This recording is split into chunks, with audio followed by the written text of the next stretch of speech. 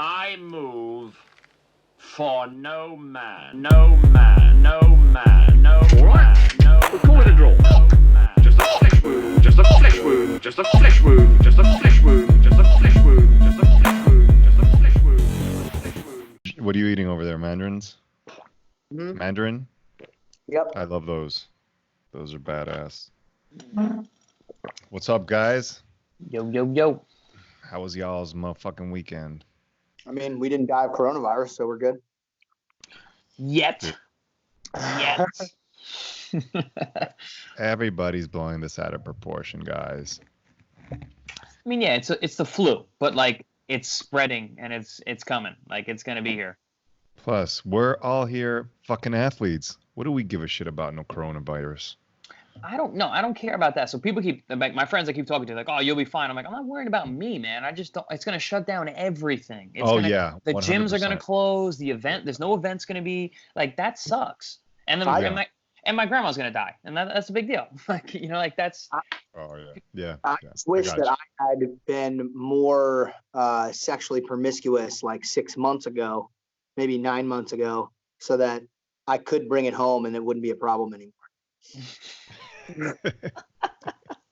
That's That's planning ahead. That's planning ahead.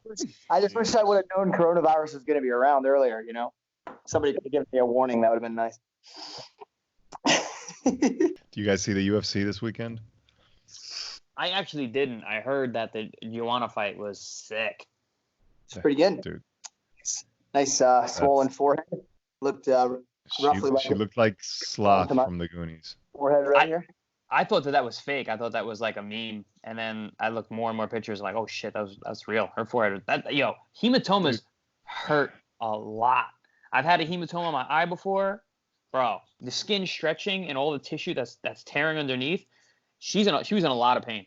So let me ask you a question. Hematomas form from something fracturing, or how the hell does something get so swollen that fast? Not necessarily. It's just blood filling an area underneath the flesh where there's space. So it basically is like, that's why you know in boxing when like a guy's eye swells and they use that end swell, that metal thing. Yeah. The problem with that metal thing is you're not supposed to use it right away, especially early in a fight. It's a last-ditch effort because what it does is it moves the swelling underneath the skin, and what it does is it tears the fascia underneath it. So it allows for more space, and eventually it gets worse and worse. So it's a momentary fix that you can go out and see during that round, but by the time you get to the end of the fight, the end of the round, whatever, it's going to be a lot worse. So that tears that fascia underneath your skin, which connects it to like your actual your face or your skull, and allows more space for blood to fill in, which is exactly what a hematoma is. Mm-hmm. Yeah. What was crazy to me it wasn't caused by like a kick or anything or like an elbow. It was caused by a direct punch to the forehead. Like the initial hematoma, she just clipped her like right there. And Really? normally that hurts you. You know what I mean? Yeah, exactly. But it was literally right on the forehead and got her. I mean, it had to be multiple shots, right? Because like she was swollen, like her whole forehead was. Yeah, by the end of the fight, I think that every shot after that probably affected it. But the initial shot actually made it blow up. They replayed it and it just fist the forehead. Dude, did you see how jacked that girl Weili Chang was? Yeah, well, she's always jacked, man. She's strong. You can see she's a physically strong. She's like person. thick. Yeah, you want this more of a technician. Yeah, for sure. What do you think, Garry? Do you think she won? You think she won that fight? Yeah, I mean, all the shots that she landed were so much more significant. Like Joanna was hanging in there. Don't get me wrong; she was hitting her, she was clipping her. But all the shots that what's her name again? Sorry, I don't know. Weili Chang. Really? All the shots that Weili was hitting with were just like she was snapping her head back. It wasn't good. Well, the bad thing about those power punchers is that they do more damage by hitting you less. So you could be like a great technician, but if you get clipped a couple of times, you're done. But she throws a lot too. She's not like she's not a normal power puncher where she's just loading up and looking for a single. Like she's busy too. So she's a good champion. She really is a good fighter. Yeah. She is. I want to see the rematch though. I heard Dana White campaigning for it. So good. Pay those ladies. Pay those ladies. I don't think any of us that would say no to watching that fight again. Yeah. Run it back. on Saturday. I went to my friend's house to watch the fight, and I got so wasted that I had forgotten anything that happened, so I had to rewatch him on Sunday. Oh man, you Dude, had a blackout fight night. yeah, man. I Nice. mean, I hadn't been drinking for like 9 days, and I was feeling pretty good about it. And so on Saturday, I just decided to like fly off the handle. I'm like, fuck it, I deserve it. I So, deserve it. Nice. jeez, yeah. I went to watch my buddy Adam Konaski. He's the Polish babyface. He's 20-0, and he was fighting a guy he's definitely supposed to win, and he got knocked out in the Damn. third round. So I had an upsetting night. So I was live Jersey? at the Barclays. No, I was in Barclays Center in Brooklyn. That Was it a sucks. big event? Huge. And Adam he's Polish. Like the Polish fans are crazy. They come out like the Barclays was absolutely filled with red and white, and like literally Yeah. cheering him walking in. Like it's on my my story. It was just like the whole Barclays is all Polish. Was it a And- top rank event? No, it was Premier Boxing Champions, PBC. Adam has been killing guys, like 20-0, 15 knockouts, like in awesome fights. I think he stopped his last 8 or 9 guys in a row. Was literally going to get either a title shot next or a match with Andy Ruiz. And he got clipped, went down. Never seen him hurt before. And he got hurt. We trained in the same gym. Like I've never seen him hurt, never seen him wobble, nothing. And he got hit with a shot, and I was like, oh shit, like he's hurt. And he got That's a stopped. fight game for you. Yep. It's fucking That's- awful watching your friends fight, dude. Oh, It's so dude, much the worse to have to worst. fight yourself. So awful. The worst. My buddy John Vellante, I've been training with John since his very first fight. Like he came to the gym. Keith Trimble trains him over at Belmar Kickboxing, and he's just a great guy. He calls me big brother. Like we're buds. But watching him fight, man, every time I've ever watched him fight, I'm like, He throws caution to the wind, man. that too. He's a brawler. He's especially tough to watch. Yeah. Does he like go into fights with a game plan, or does he just wing it? Well, Because it John's- seems like he goes in there just to like sprawl and brawl. He's a sick athlete, like really, really strong, like really athletic for a big guy. I remember him wrestling like in high school. Like he's just one of those people. Like he never really had to work that hard, never had to be in great shape. He's just super strong, super athletic. Got by on that, like all through college, all through high school, wrestling, college football. He almost made some NFL team. But He looks like Gronkowski. What's his name? Gronkowski. Gronkowski, yeah, Gronk's brother. Gronkowski, yeah. They look like they're cut from the same cloth. He's just a tough dude. He just goes out there and fucking fights. He's like, let me put my hands on you, let me kick you, and we'll see what happens. So what else you guys do? Anything interesting going on? I dropped my dad off at rehab, so he finally went. So that's good. It's a good thing. Did you guys hold the intervention? Oh yeah, we didn't even talk about that, right? I forgot. No. I think Was it- last time.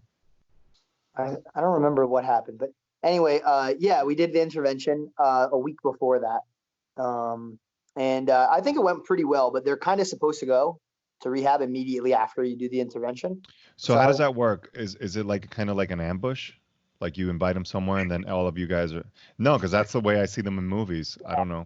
You're supposed to make it feel a little like less like that, like Okay. obviously it's going to be a surprise that everybody's going to be there, unless you did it in a way where they knew everybody was going to be there already. But at some point, the people are going to feel like ambushed, or like at the very least, like, surprised by the fact that all their friends and family are there for something that they weren't. Yeah, like that's what I thought, that they maybe don't show up if they know that they're gonna be like. Yeah, you're really not supposed to let them know. Like, it's not, if you like try to plan an intervention that way, like where they're like, yeah, we're all gonna come together, or we're gonna We're gonna talk. very well, because it's a situation where you finally start to beat you finally start to level the odds of like the person actually listening to what you have to say, because normally when it's just one-on-one or even two-on-one, it's very easy for somebody to just kind of like make excuses and kind of divert the attention, etc.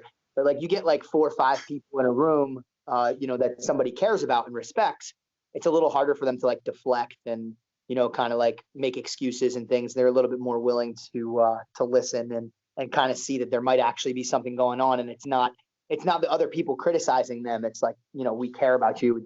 We want to try to help. That's a good point. I never really thought about that. If you have that many people who are close to you and care about you all together, organizing themselves, you're almost gonna let your guard down because of that. It's like, oh wow, like this is for real. If everyone's involved, then I should really listen up. And not only that, like each one of them like had something to say, right? Like they wrote down some stuff, right?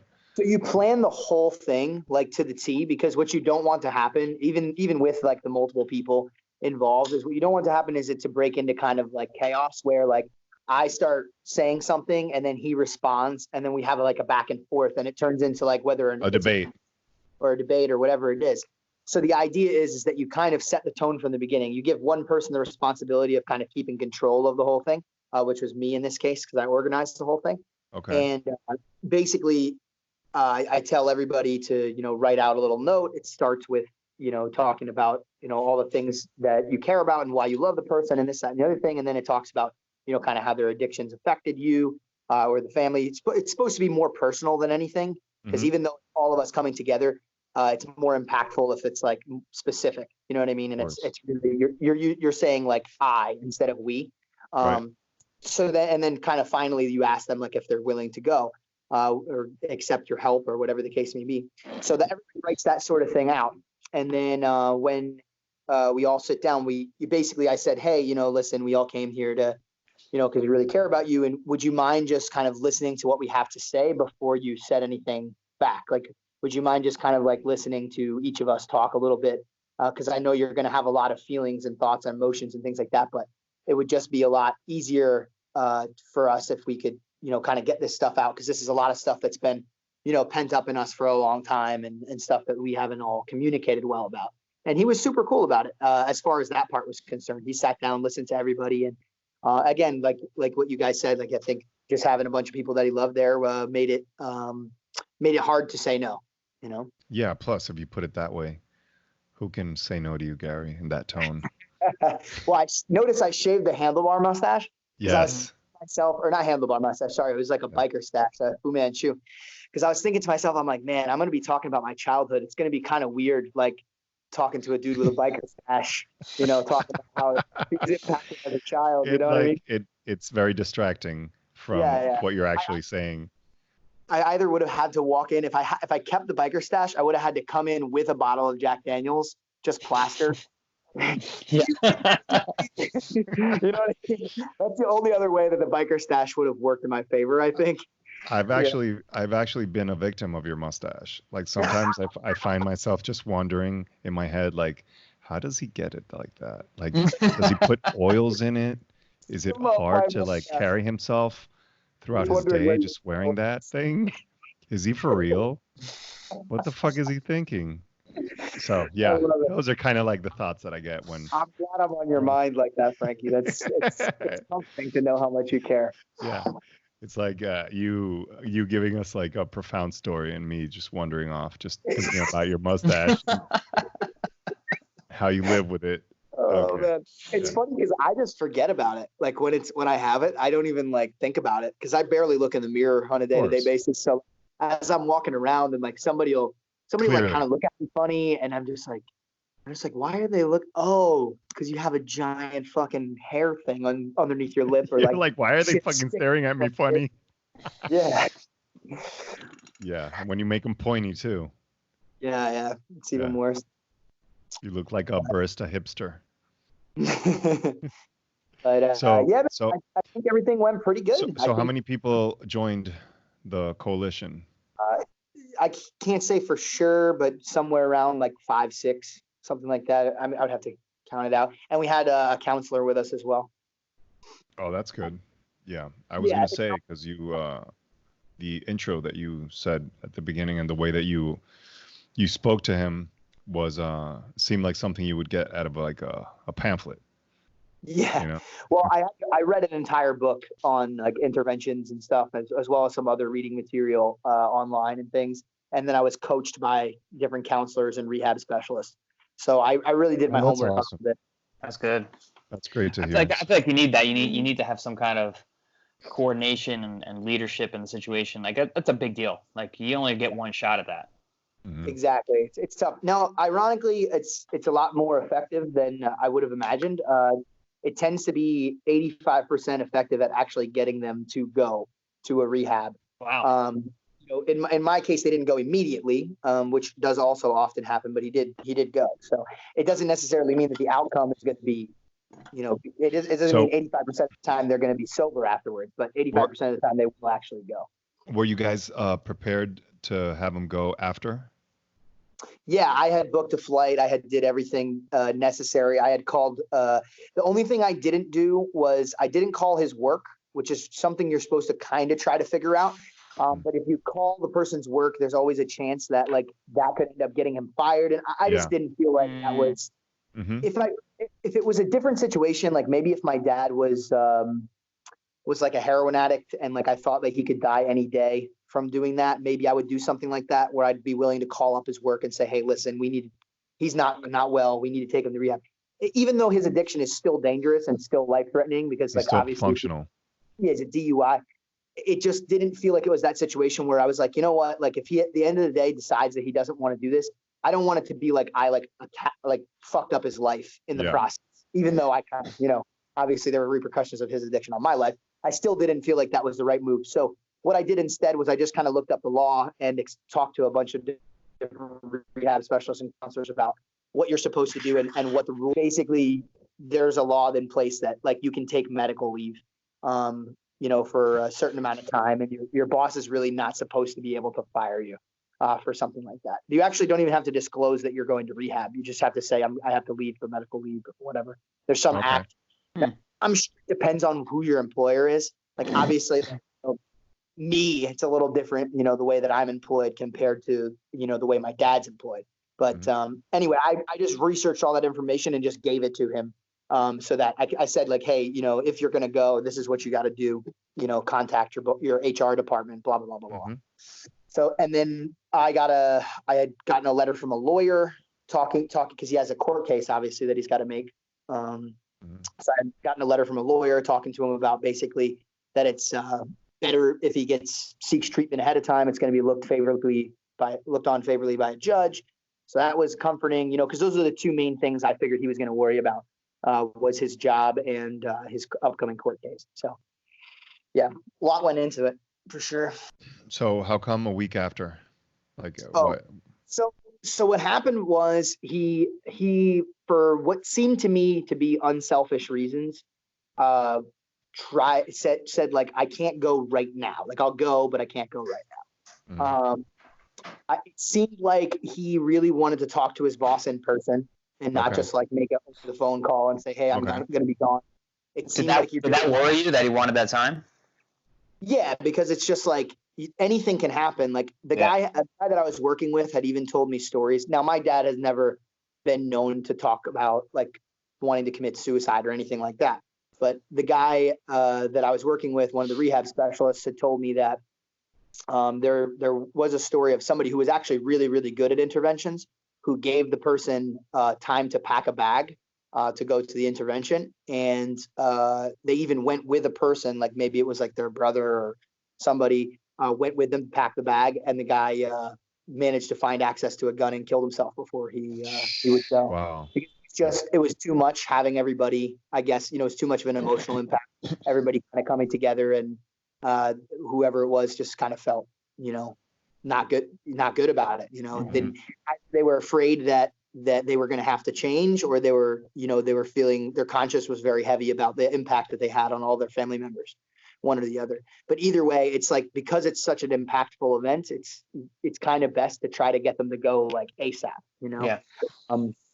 Because anything could happen. So, but anyway, he basically said he wanted to talk it out to his boss, and then this other guy that he works with on like a side job thing, and he wanted to kind of figure that out in person and get that all sorted. So I was like, all right, you know, we give you like a week, and you know, he left in a week. So I went with him on Sunday. So yeah. Well, hopefully it all works out, and you know, he decides to change after this. Sure. Chris, do you know it's Monday? I see you're drinking over there. I don't know. Maybe you thought it was Sunday. Not sure. Can I not drink on Monday? No, I don't know. I'm just making sure that you know. Together to talk to Chris. yeah. Maybe we should. Maybe Garry, I'll call you after this. Now we've got an intervention expert here. So now I'll call you after this, Garry. Okay. They're like side texting right now. Like, At least Did Chris you, will be able to remember this interview. Unlike Frankie over here, can't even watch the fights. Keep his head straight. yeah, we all got problems. Did you guys see the Habib and Tony press conference? I saw a little bit. I saw the highlights of the press conference. It was pretty I didn't. impressive. That was hilarious. what happened? I didn't even see it or hear. They were like, Baseball gloves and Yeah. like a baseball. Go ahead, Yeah. Frankie. Tony arrived in like, It was in a tuxedo too. It was in a tuxedo. yeah, he was like, baseball. Yeah. yeah, it was like, it was like the coat underneath the tuxedo, like the vest. So he had a Okay. black shirt, a vest. Three-piece Top suit. coat. A top coat. Yeah. Yeah, he had a black tie. So he said he was a hitman. That's what he was aiming for. Like that was his Okay. costume. And Okay. he was wearing baseball gloves. And he brought in a baseball. And everybody's like, why are you wearing like white gloves? He's like, because I'm a hitman. I'm a hired hitman for the UFC. And then they're like, yeah, but what about the baseball? And he's like, if they go running? And everybody's like baffled that like this guy is very odd. Love it. So yeah, and then So his idea is that they run from him. He's gonna peg them with the gonna baseball. peg him with a baseball. Yes, apparently that's One of my That- favorite moments was one of the guys from the press conference goes, "Hey, we're really proud of you. You struggled through like some some mental health issues. We just," and he like was like halfway through whatever he was saying, like, but it was geared kind of nice, but you could tell the guy was trying to pull some dirty shit out. So Tony just picks up the microphone and goes, "Fuck you." yeah. I guess yeah. He was trying to bring up. It's fuck yourself. yeah. Go fuck yourself. But it's kind of yeah. You know what? It's a little sleazy tactic that reporters use. They try to give you props, but they just really want to bring that to light. Yeah. When Yeah. Tony hasn't made it clear that he wants no talks of that mental health bullshit. Like it's all in the past. So Yeah. serves him for fucking poking the bear. Yeah. It'd be one Would've thing been if funny he if he came would have thrown the baseball at him. At that dude. A fastball. exactly. Noggin. It'd be one thing if he had already come out and talked about it, then it would be one thing. But if he's not coming out and talking about it, like he's clearly not, you think you're going to be the guy that gets that story out of him during a press conference where he's talking about beating the shit out of another guy? Probably not. Right. You know what other moment was really epic? This guy gets up and he's like, this question is for Dana White. With the whole coronavirus thing, are you scared that this fight might not play out? Dude, and everybody just booed the fuck out of him. Boo, sit the fuck down. And the guy's like, what? It's a legitimate question. It is. He's like, just sit down, bro. Like, we don't want to talk about that. We don't want to think about that. Yeah. Right.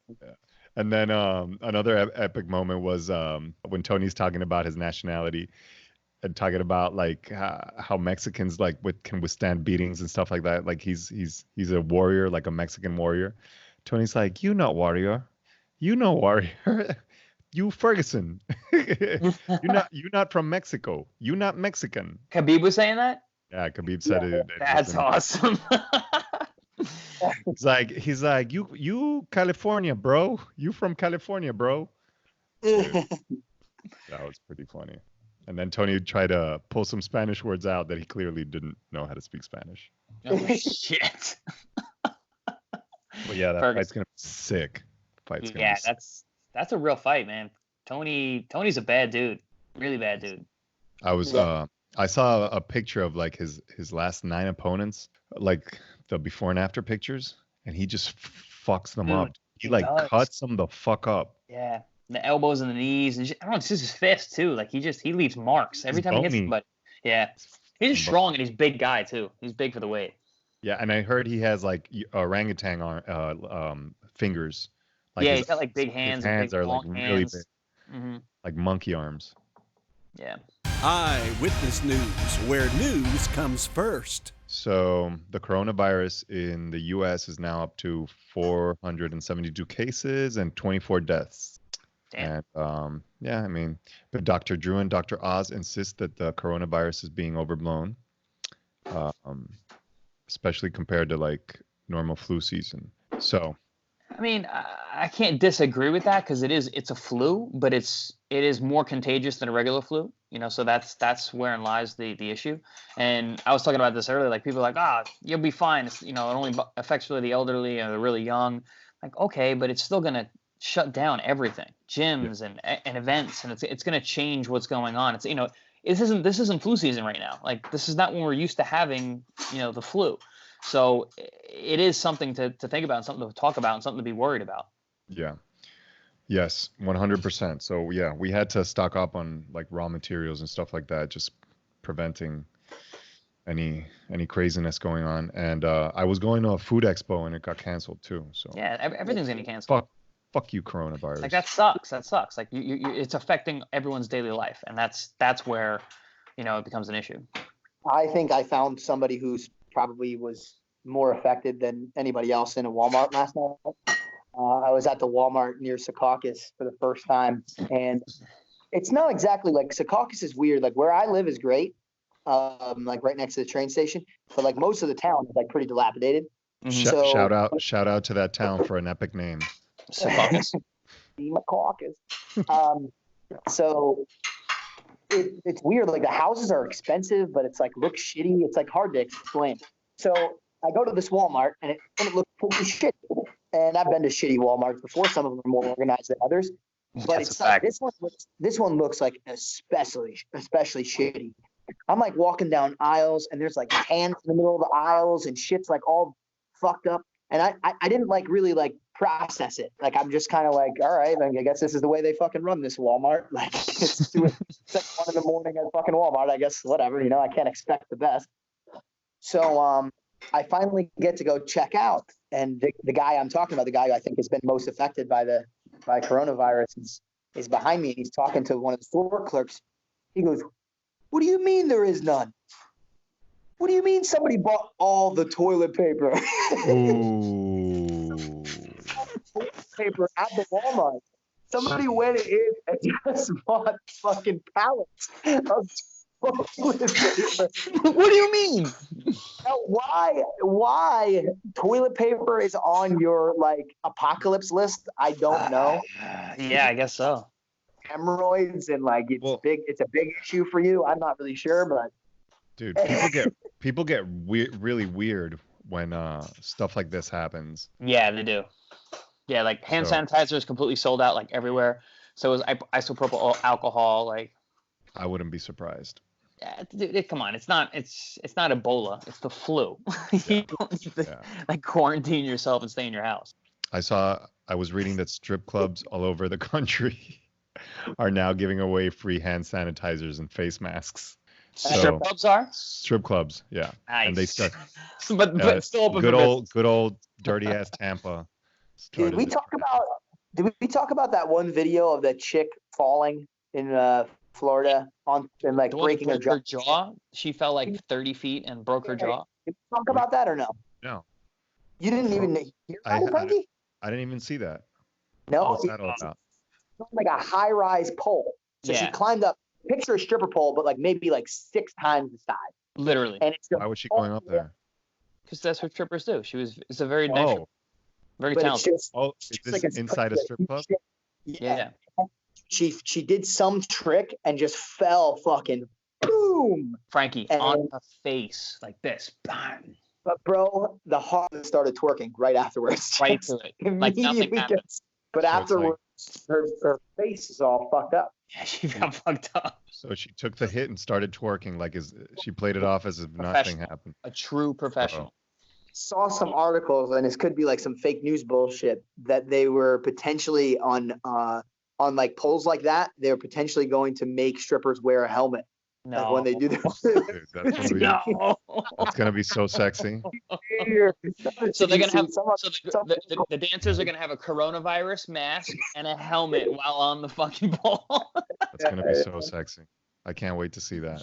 Yes. Dude, why would she even go up that high? She was going for like a high risk maneuver. Well, I guess she gets more tips. Crazy high pole, like that's part of the allure of that club. She would have tripled her money if she would have landed that move. It's like, yes, you were gonna get a 5, but now you're gonna get a 20. into. I feel like fucking split. I do feel like she did a GoFundMe though, like that pay for medical expenses. I'm pretty sure she did. Yeah, I mean, if she went viral, she's got to capitalize on it. I Sure. suppose, yes. Dude, so Paolo Costa, you guys know this guy, the Brazilian? He's He's next a in stud. line for the title. So I was watching that he KO'd Logan Paul. So Logan Paul That went was to the, bullshit. Did you watch it? I watched it. yeah, was I was kind of definitely thinking, bullshit. is that real or not? No, that was not real. It was fake, right? Totally fake. You Yeah. don't feel like that if you get knocked out, and the way you responded afterwards, They got me. definitely fake. Definitely fake. They got you. Yeah. He was way too like mentally with it immediately afterwards. I felt like, right? Yeah. Fucking clickbait. Damn it. But the clips of them sparring, Logan Paul is a good athlete. Dude, man. he was tagging him. Yeah. He was tagging him. No, he's impressive. And his wrestling was pretty decent too afterwards. Did you see that? He's a dog on the mat. Yeah. He was scrappy, like Good you hips, kept moving. Scrappy. Wouldn't get pinned down, dog. Did you? Oh, I also saw the Korean Zombies manager got pimp slapped by Brian Ortega. Yeah. I thought that it was pretty shitty that, like, whatever, you want to fucking slap somebody? I mean, I don't know what he did to him or what I'll he tell you said. exactly what he did. What did he say? He translated for Korean Zombie on the Ariel Hawani MMA Hour. And that's it. So he slapped the messenger pretty much. Are they fighting, Ortega and Zombie? No, Zombie is next in line for the I think for a title shot. Really? But after this, I think Zombie wants to get at him. So Yeah. What was shitty, I thought, was that he waited until Korean Zombie left to slap the guy. Yeah. Like he waited till went to not only that, it's like, dude, you slapped this guy's like in a boy band, you know? Yeah, you slapped the non-fighter. Yeah, it's yeah, like, yeah. He's a little skinny rapper. Sure. Has Ortega fought since Holloway? Ortega. No, right? No. That's No, not. he was hurt. He had some injuries, yeah. He had some injuries. Yeah. And then he slaps him, and then he goes, "Welcome to the fight game." To the manager who doesn't fight or want to fight. It's like he's not even his manager. He's like one of his friends and was helping him like translate that day. Oh shit! He showed up on the wrong day. Yeah, he's like, I help him out in Korea with some of his like sponsorships, but he's got U.S. managers. Oh boy. So yeah. Oops. There you go. I'm gonna start fucking using translators from now on to say fucked up shit. It's gonna be great. I'd be like, what? I don't know what he said. To what? To like the Asians? Yeah, I don't know. I'm gonna have to. I mean, in order for me to use a translator to do that, I'm gonna have to just make up some fucking bullshit language that nobody would understand, and then I'll have somebody translate. Because obviously, I can't use a language because then that doesn't work. Well, I guess in Asia, I could probably use. You could talk like Borat. I was gonna say I could use Spanish, but no. The Or Philippines. you can make some shit up No, and talk like Borat. we'll make one up. I'll be the translator. So if one of these guys tries to hit me, they'll have a really big problem. Perfect. So yesterday there was a WWE event, and have you guys heard of star Daniel Bryan? No. So there was a pay-per-view event. Yeah, I guess he's pretty big in the WWE space. He was getting suplexed from the third turnbuckle, and his nuts came out. He was being suplexed from the third turnbuckle, and his nuts came out, and so he was. I'm looking at repeated wardrobe malfunction. Yeah, so he was scrambling to put them back in his like. Designing my Speedos. for my next fight so that can potentially happen. Yeah, it would be someone that would want your nuts popping out. It's Chris's fitness tips he's got for you. He's got the little tips. He's gonna give it all to you. Just the tip. The little fitness tip. He's gonna give it all to you. So, Chris, what do we want to talk about? I think it makes sense since we've got the whole coronavirus bug thing to talk about immune boosting foods and nutrients. And things that people might not actually think about all the time, like just keeping your immune system up. So aromatic herbs, things like rosemary, sage, like the traditional like poultry, thyme, things like that are Marijuana keeps immune system where it needs to be. Garlic, of course, I think everyone's heard about that. It's an antimicrobial, antibiotic, antiviral. So the thing about garlic, in order to get the garlic, because the other day I just ate a steak. I just said be really careful with garlic, because the other day I ate a steak and it had, like, you know how they have that roasted garlic on the side, which is like, it's like the clove. Dude, I was eating the cloves of garlic, but like I had like 8 of them. Man, the gas afterwards is some of the most gas I've ever produced in my entire life. And a lot of times when they're roasted, they're in a ton of oil too, so like that's not gonna help with the gas either. But it actually works best from an antimicrobial, antiviral way to eat it raw. But you need to aerate it first. You need to expose it to the air, oxidize it. So if you ever see someone, like, they put a knife and they smash the garlic clove, that allows more surface area to actually hit the air and oxidize. It's much better that way when it comes to using it for like medicinal reasons. Ginger's another really good one, especially like with the flu season, because it doesn't allow for some of the bacteria, the viruses, to actually attach to parts of the back of your throat. So that's why ginger is always in like teas and whatnot, like when you're trying to avoid being sick or getting over being sick or whatever. So it can actually help with that. And it's also antimicrobial as well. I'm trying to think of some other ones. Of course, citrus fruits, things that are high in vitamin C. Vegetables like broccoli, which are high in vitamin C. Red bell peppers are probably the highest vegetable source of vitamin C, other than citrus fruits, if you're not a fruit guy. Liver, which you guys know that I eat all the time, and I think is probably the most nutritious food that one single item that you could eat, because it has a ton of vitamin A, and vitamin A is really good to protect yourself from getting sick, and also to recover quicker while you are sick. And it's really high in iron too. Yes, super high in iron. It's high in protein, high in iron. It helps with your like red blood cells and stuff like that, right? Absolutely. Yep. So good for women in that sense, because menstruation, and then if you also work out, losing sweat, and you don't just lose water when you sweat, you lose iron and other electrolytes as well. So anyone who's athletic and trains a lot, iron is important. So liver is another good one for that. And then zinc. Zinc is like like that medication Zicam, or Yep. So it's basically just basically a zinc oxide, because zinc is really good for boosting your immune system.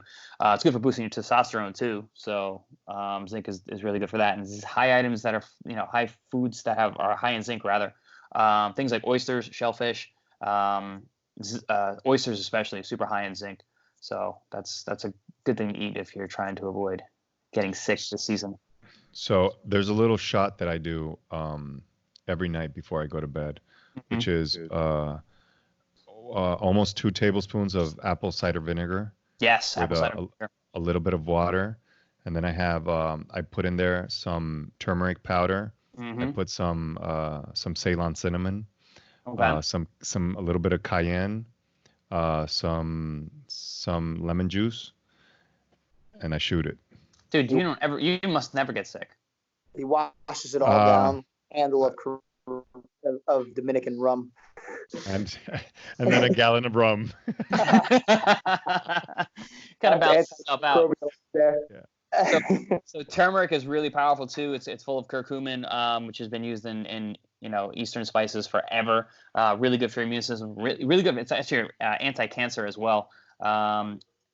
What was it? What else did you say? You said cinnamon, ginger. Oh, ginger, definitely. The lemon juice, the lime juice is citrus. What else did you say? You said one. Cider. Oh, apple cider. Apple cider vinegar is high in malic acid, which is really good for your immune system as well. Good for your gut, and a lot of your immune system is located in your gut. So keeping your gut strong means your immune system stays strong. Tastes like shit though. Yeah, it's a little rough, but when I'm in camp, like I drink it every day, and it's just like, when you're in camp, you're only drinking water. Like I'm only drinking water and black coffee. So to have apple cider vinegar in my water, like a big thing of water, it just breaks up the flavor a little bit. It tastes like something else. Doesn't taste great, but it's not just plain water, so I enjoy it. You'd be amazed at the things that taste good to you when you're fucking dieting that severely, Frankie. Like it's just like you're like eating lettuce, like lettuce and cabbage. You're like, this is so good. Dude, you bite a lime or a lemon, you're like, this is awesome. Like I'll have foods that I eat in bulk when I ran out of calories for that day. Like it's just like, all right, shouldn't eat anything else. So I can only eat stuff that has like, super high fiber. Like I'll eat a bunch of carrots or I'll eat a bunch of celery or something like that. Not like adding a shit ton of calories, but then it starts to get bland, just like the water. So I like cover it in like mustard. Yeah. Mustard's a good one. That sounds disgusting. And I'm like, but nothing tastes better Yeah, at that moment, Do you guys? I see. Do you guys ever put hot sauce on your like stuff on your like meals? Because Everything. I see that hot sauce doesn't have like like when you're cutting weight. Because I see that hot sauce doesn't really have any like. It's got like no sugars, calories. It's high in sodium, but we need sodium for training anyway. Okay, gotcha. And it's a ton of flavor, and it has spicy foods have something called capsaicin, which is it's thought to actually increase your metabolism, which is good for fat loss. Okay, awesome, man. So we got some fan questions. You guys want to hit that? Let's do that. So we got someone called Tyler. Hey, Tyler, what up? He says, since you guys discussed Harvey Weinstein and it came across you guys believed he was innocent, what do you guys think about O.J. Simpson? Really? What do you guys think about O.J. Simpson? Guilty or not guilty? I mean, I don't think we ever. Harvey Weinstein. I'm pretty sure I called him a creep. Like, he's definitely guilty. I think that it's really hard to prove. Tyler is trying to fuck with us.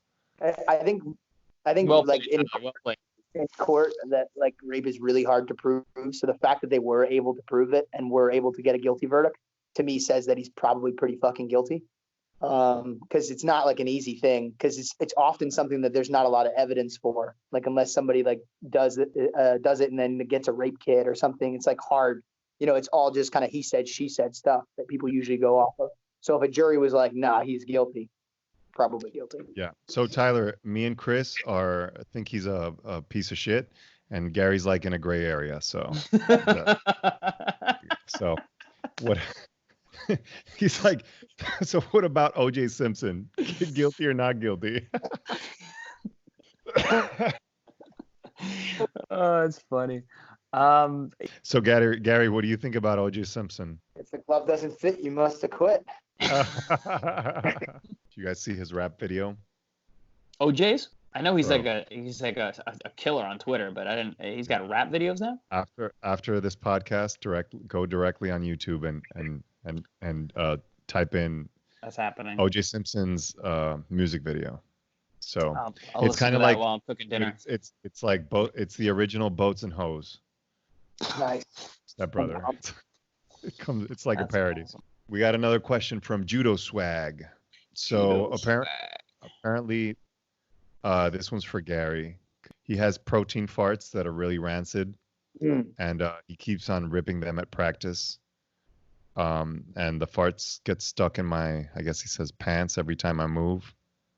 I think it's like, what can I do to keep making gains but not smell like butt? I will say this. Go ahead. I think that's one of your friends, dude. It might be, but I will say this, and we'll see what Chris seems to have a lot more knowledge in this area than me. But we'll see if he backs me up. I think that people really overdo it on protein, and I think that if you have a normal diet where you're not like a vegetarian or vegan or something, or do some sort of weirdness, and you're eating like meat every day, you probably have plenty enough protein to gain muscle mass, because it's just so much calories for. I really don't think you really need that, but that's just me. But he's probably just fucking joking. So, Yeah. Or he's depending on where he's getting the protein from. If it's whey, he might have like an allergy to dairy and not know it. Like you said, I'm doing no dairy, but whey is dairy. So if people don't realize that. Yeah, it would need to say dairy free, right?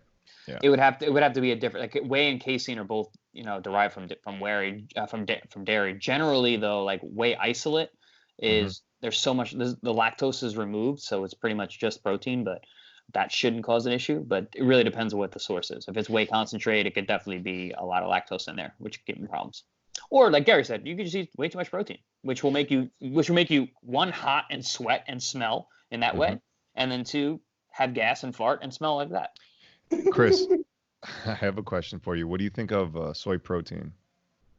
I'm not a big fan of soy because it's very easy to be oversoyed, and phytoestrogens are a real thing, and they can have a negative effect in a male or female body.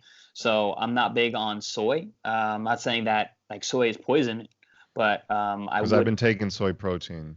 Yeah, for just like do two weeks. do a pea protein. There's How no. do your breasts feel tender? No, man. I mean, pea tastes like shit. It's horrible. Mix your pea with BCAAs, like a flavored one, and it's fun. If you do a pea protein with like a branched chain amino acids, like even like a fruit punch flavor, which is what I do, it's fine. tasty. Yeah. Yeah, totally fine. Get a vanilla flavored pea. What's the one? Vegasport? I think Vegasport. Yeah. That's actually the vanilla. That is actually pretty tasty. Yeah.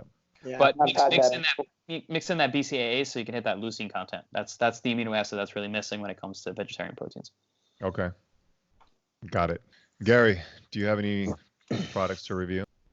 I just moved everything into my house. Okay, I'm trying so that's to enough. think if it's So that's available. enough. I have a ukulele directly in front of me, but I don't really know how to play it very well. All right. Well, you better have an interesting one for next time. Or this big jug of Vaseline that's propping up phone right now. Petroleum jelly. Those are the What do you most do? interesting things in my moment. What do you do with that, Gary? It's cold. Just It's cold up here, bro. You got to make sure your lips are staying. Yeah. You have chapped lips? To our listeners, you have any questions or any topics you want us to tackle? Hit us up at fleshwoundpodcast@gmail.com. This is our 10th episode, guys. Oh shit! Yeah, we've come a long way. All right, dogs. It's been a good one. Talk to you later, I motherfuckers. All right, gents. move for no man.